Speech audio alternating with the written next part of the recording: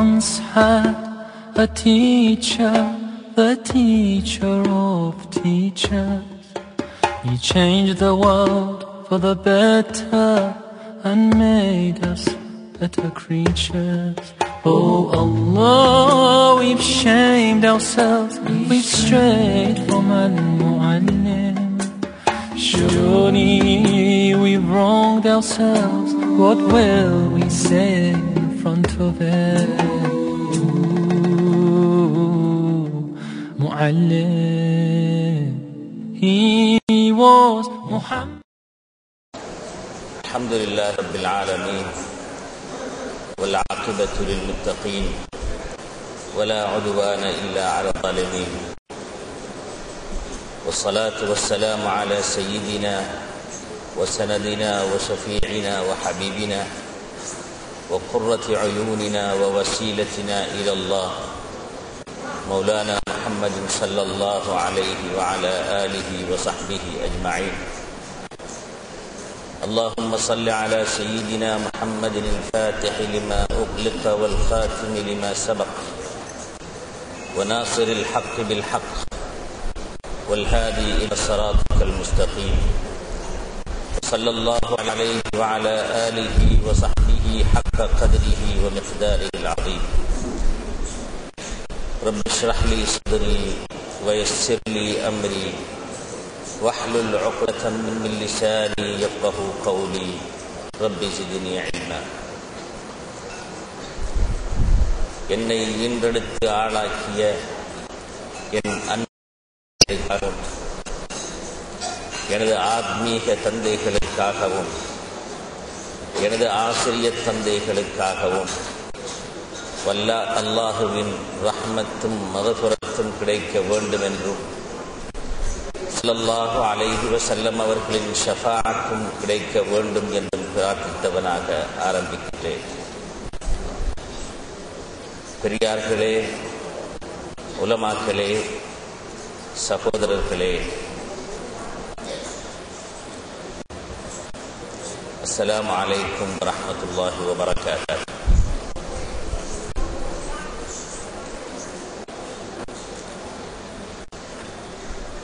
குர்ஆனிலே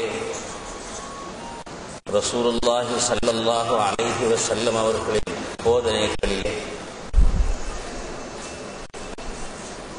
மனிதனை பற்றியும் அவன் எவ்வாறு தனது ஈமானை செயல்படுத்த வேண்டும் என்பது பற்றியும் அவன் முஸ்லிமாக இருப்பதற்கு எதையெல்லாம் அவன் செய்ய வேண்டும் என்பதை பற்றியும் உண்மையான இஸ்லாத்தின் உண்மையான ஈமானின் விழுமியங்களை ஒருவன் தனது வாழ்க்கையிலே பிரதிபலிக்க செய்வதற்கு எவ்வாறு அவன் நடக்க வேண்டும் என்பதை பற்றியெல்லாம் அழகாக நாங்கள் காண்கிறோம், வாசிக்கிறோம். குர்ஆனிலும் ஹதீஸிலும் வந்திருக்கின்ற இது பற்றிய தெளிவுகளை நாங்கள் பார்க்கின்ற பொழுது ஒரு முக்கியமான விடயத்தினை நோட்டமிடக்கூடியவர்களாக இருக்கிறோம். அதுதான் ஒரு மனிதனின் ஈடேற்றம், ஒரு மனிதனின் வெற்றி, ஒரு மனிதனின் பூரணத்துவம். இஸ்லாத்திலே, ஈமானிலே அவனது பூரணத்துவம் அவனது நஃப்ஸில் தான் தங்கி இருக்கின்றது என்ற உண்மையை குர்ஆனிலும் ஹதீஸிலும் நாங்கள் தெளிவாக காண்கிறோம். மனிதனின் நஃப்ஸை பற்றி நாங்கள் தஸவ்வுடைய ஒரு மஜ்லிஸிலே இருக்கின்ற பொழுது நஃப்ஸ் ஒரு மனிதனின் ஆத்மா, ஒரு மனிதனின் யதார்த்தம் பற்றிய உண்மைகள் பேசப்பட வேண்டியது கடமை, பேசப்படுவது வழக்கம். அந்த நஃப்ஸில் அதை பற்றிய தெளிவான விளக்கம் நம்மிடம் இல்லை என்றால் நமது நஃப்ஸை சரிப்படுத்துவதன் மூலம்தான் உண்மையான பூரணத்துவத்தையும் உண்மையான இஸ்லாத்தையும் நிறைநிறுத்த முடியும் என்ற உண்மையினை நாம் பிரதிபலிக்க முடியாதவர்களாக இருப்போம் என்பதனால் தான் நாம் நஃப்ஸை பற்றி நஃப்ஸுடன் போராடுவதென்று சூஃபியாக்கள் எல்லாம் சொல்லிக் கொண்டிருக்கின்றார்களே, தரீக்காக்களிலே போதித்துக் கொண்டிருக்கின்றார்களே, அதனை நடைமுறைப்படுத்துவது எப்படி என்பதை பற்றி மிகவும் தெளிவான ஒரு விளக்கம் நமக்கு இருக்க வேண்டும். ஆனால் குர்ஆனையும் ஹதீஸையும் இன்று படிப்பவர்கள்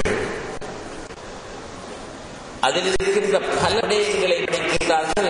ஆனால் நஃப்ஸை பற்றிய தெளிவுகளை பெறுவதில் ஆர்வம் காட்டுவதில்லை. ஸல்லல்லாஹு அலைஹி வஸல்லம் அவர்கள் சொன்னார்கள், இன்னல் ஹலால பைன் வ இன்னல் ஹராம பைன். நுஅமான் இப்னு பஷீர் என்ற சஹாபி அறிவிக்கின்ற இந்த ஸஹீஹான ஹதீஸிலே ஸல்லல்லாஹு அலைஹி வஸல்லம் அவர்கள் சொல்கின்றார்கள், ஹலாலானவை மிகவும் கிளியராக விளங்கப்படுத்தப்பட்டுள்ளன, அதே போன்று ஹராம் என்பவைகளும் மிகவும் கிளியராக தெளிவாக தெளிவுபடுத்தப்பட்டுள்ளன.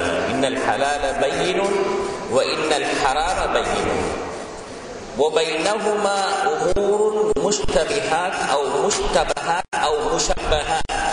ரிவாயத்துகள் வேறு வேறு பதங்களை கொண்டு வந்திருக்கின்றன. இந்த ஹலாலுக்கும் ஹராமுக்கும் இடையே தெளிவில்லாத, ஹலாலை போன்று விளங்குகின்ற ஹராம்கள், ஹராமை போன்று தெரிப்படுகின்ற ஹலால்கள். உதாரணமாக அப்படிப்பட்ட சில விடயங்கள் இருக்கின்றன. பைனஹுமா உமூருன் முஷ்தபஹ லா யஅலமுஹுன்ன கஸீருன் மினன் நாஸ். பெரும்பாலான மனிதர்களுக்கு அவைகளை பற்றிய அறிவில்லை. லா யஅலமுஹுன்ன கஸீருன் மினன் நாஸ். ஃபமன் இத்தக ஷுபுஹாதி ஃபகத் இஸ்தப்ரஅ லிதீனிஹி வ இர்திஹி. இப்படிப்பட்ட தெளிவற்ற அந்த விடயங்களை எவன் கவிழ்ந்து கொள்கின்றானோ அவன் தன்னையும் தனது தீனையும் பாதுகாத்துக் கொள்கிறான்.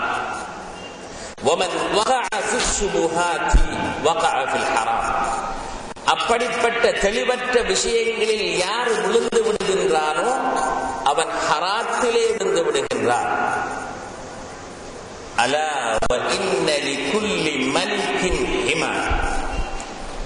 தெரிந்து கொள்ளுங்கள், ஒவ்வொரு அரசனுக்கும் ஒரு எல்லை இருக்கின்றது. அலா வ இன்ன ஹிமல்லாஹி மஹாரிம். ஒவ்வொரு அரசனுக்கும் ஒரு எல்லை இருக்கின்றது. அந்த எல்லையை தாண்டுவது யாருக்கும் கூடாது. அப்படிப்பட்ட அல்லாஹ்வுடைய எல்லைகளோ அவன் நமக்கு விலக்கி வைத்துள்ள ஹராம்களாக இருக்கும். அலா வ இன்ன ஹிமல்லாஹி மஹாரிம். எதையெல்லாம் அவன் ஹராமாக்கி இருக்கின்றானோ அதைதான் அவனது எல்லை. அந்த எல்லையை நீங்கள் தாண்டக்கூடாது.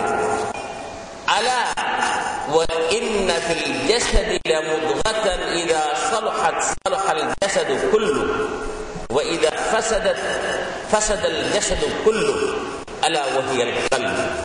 தெரிந்து கொள்ளுங்கள், கல்ப் என்று ஒரு விடயம் ஒரு மனிதனிடத்திலும் இருக்கின்றது. அது எப்போது சாலிஹானதாக இருக்கின்றதோ அப்போதுதான் அவன் முற்றாக சாலிஹானவனாக மாறுகிறான். அது எப்போது பாலடைந்து விடுகின்றதோ அப்போது அவன் முற்றாக பாலடைந்து விடுகின்றான்.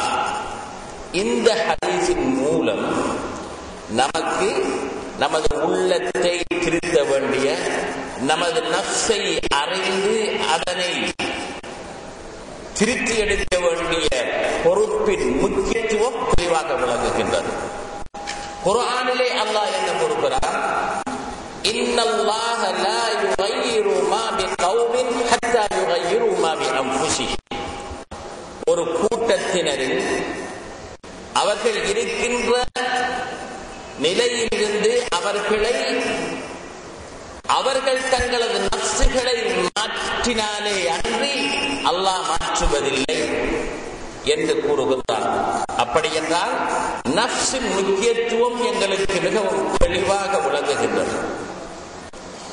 இந்த ஆயத்து இன்றைய காலத்திலே எழுதப்படுகின்ற புத்தகங்களில் அல்லது பேசப்படுகின்ற பேச்சுக்களில் தவறாக விளக்கப்படுகின்றது. குர்ஆனிலே அல்லாஹ் இந்த ஆயத்தின் மூலம் கூறுவது என்னவென்றால், அல்லாஹ் தஆலா மனிதனை அழகான நேர்மையான அல்லாஹுவை ஈமான் கொண்டு அவனை பயந்து வாழ்கின்ற அந்த ஃபித்ராவிலே தான் படைத்திருக்கின்றான். அந்த நிலைமையிலிருந்து மனிதன் தன்னை மாற்றுகின்ற பொழுது அவனின் நிலைகள் மாறுகின்றன. அதாவது ஒரு மனிதனுக்கு வீழ்ச்சி ஏற்படுகின்றது என்றால் அவன் அல்லாஹ் அவனை எந்த ஃபித்ராவிலே வைத்திருந்தானோ அந்த ஃபித்ராவிலே இருந்து அவன் தன்னை மாற்றிக்கொள்வதுதான் அதற்குரிய காரணம். அதாவது இந்த ஆயத்திலே கூறப்படுகின்றது நெகட்டிவ் சென்ஸ். ஆனால் இன்று அதை பாசிட்டிவ் சென்ஸிலே நாங்கள் நம்மை மாற்றுவதன் மூலம் நாங்கள் வெற்றியை எடுக்கலாம் என்ற மாதிரி தான் இந்த திருக்குர்ஆன் வசனம் விளங்கப்படுகிறது. அதை பற்றிய வியாக்கியானங்கள் கொடுக்கப்படுகின்றன. எப்படி இருந்தாலும் இதன் மூலமும் கூட நஃப்ஸை பற்றிய விளக்கம், நஃப்ஸை பற்றி நாம் தெரிந்திருக்க வேண்டியதன் முக்கியத்துவம் எங்களுக்கு தெளிவுபடுகின்றது. குர்ஆனிலே ஆலமுல் அர்வாஹிலே நடந்த ஒரு விடயத்திலே அல்லாஹ் தஆலா சுட்டிக்காட்டுகின்ற பொழுது என்ன சொல்கிறான்? மனிதனை அல்லாஹ் وَإِذْ أَخَذَ اللَّهُ مِنْ بَنِي آدَمَ أَخْرَجَ اللَّهُ مِنْ بَنِي آدَمَ مِنْ ظُهُورِهِمْ ذُرِّيَّتَهُمْ وَأَشْهَدَهُمْ عَلَى أَنفُسِهِمْ.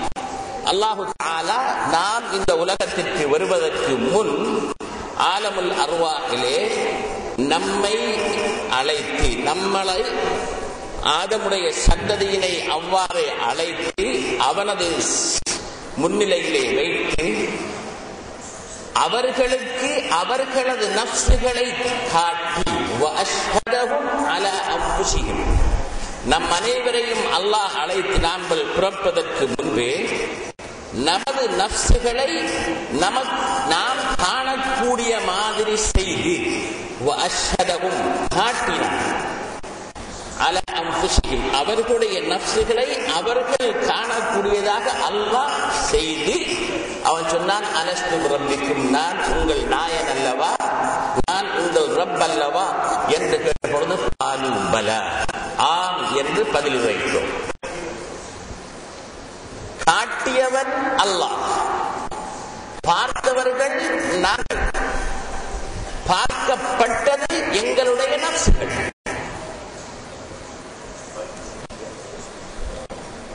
நாம் நம்மில் ஒரு பகுதியை நாம் நமது கையை காணலாம், நமது காலை காணலாம், ஆனால் நமது வுஜூதையே நாம் காண முடியுமா? நமது நஃப்ஸையே நமக்கு காட்டப்பட்டதென்றால் அது என்ன இரு பொருட்களா? இதிலே பல ரகசியங்கள் இருக்கின்றன. எப்படி இருந்தாலும் இந்த நஃப்ஸ் இதன் என்ன, இந்த நஃப்ஸ் என்றால் என்ன என்பதை நாங்கள் கேட்டு தெளிந்தறிய வேண்டியது கடமை என்பதனை இந்த ஆயத்தும் நமக்கு உணர்த்திக் கொண்டிருக்கின்றன. وَأَشْهَدَهُمْ عَلَى أَنفُسِهِمْ أَلَسْتُ بِرَبِّكُمْ قَالُوا بَلَى, அந்த பலா, நீதான் எங்களது நாயன் என்று நாம் சொன்ன அந்த பலா, அதுதான் எங்களது ஃபித்ரா.